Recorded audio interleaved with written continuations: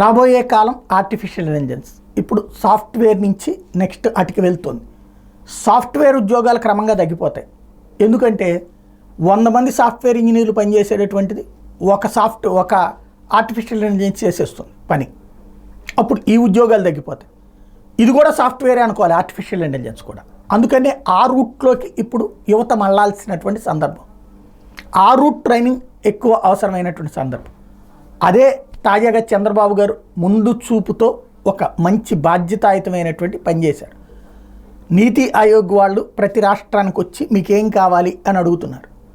ఆంధ్రప్రదేశ్లో 2 artificial intelligence యూనివర్సిటీలు, అది అమరావతి, ఇంకొకటి తిరుపతి, ఈ 2 ప్రాంతాల్లో పెడతాం, దానికి తగిన అవకాశం ఇవ్వమని కోరారు. చాలా ముందు చూపుతో ఉన్నటువంటిది, భవిష్యత్ తరాలకి అవసరమైనటువంటి ఒక అద్భుతమైనటువంటి ఆలోచన చేశారు. అభినందించాలి.